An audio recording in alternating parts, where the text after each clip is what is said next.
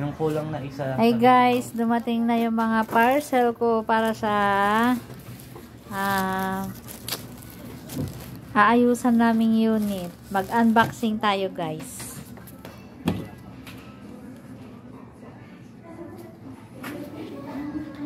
Unboxing tayo.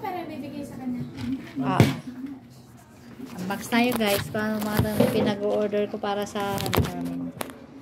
Akin na yun kung ano ko dito. Hindi na ano.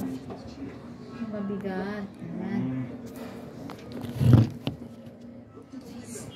Tignan natin kung ano tong mga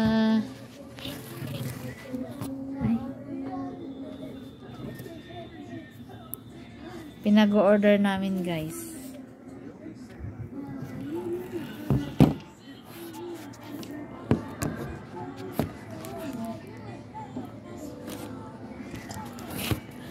Ayan guys.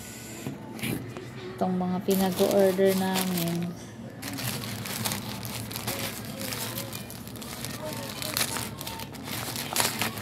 Mura lang to guys. Mga tag to 30 plus. Mga sale nila. Pero hindi ko alam to guys. So anong mga to. Kaya ang kunting nut na nakasabit yan.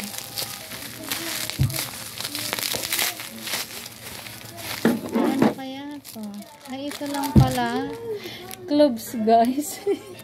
Naligaw.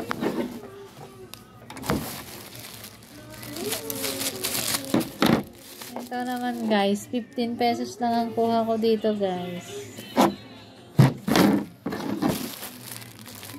So guys, hindi ko alam kung ano to. Tingnan natin. Ay!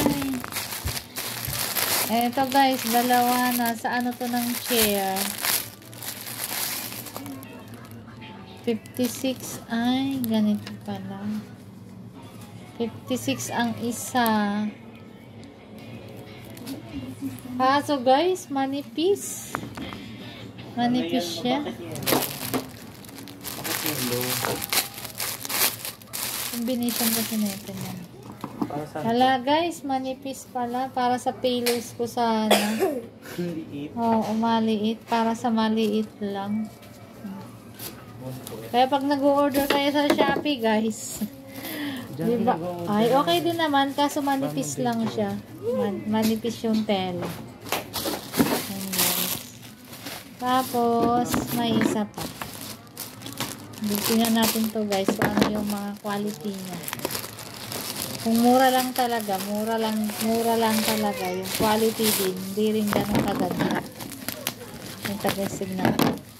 Yung mga ano kasi sa staycation na meron kasi kaming ini-staycation na room. Kaso nga lang.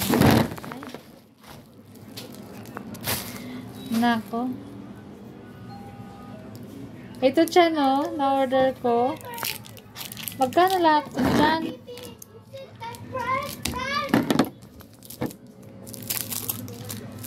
Mali pala to guys.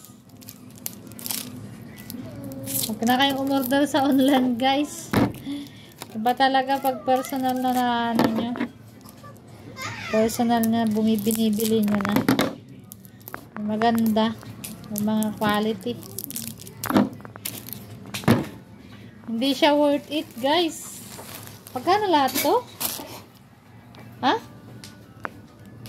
304. Hindi siya worth it guys. Na kayong umorder ng online. Pangit, hindi siya worth it. Ito guys ang nabili ko. Yan, manipis.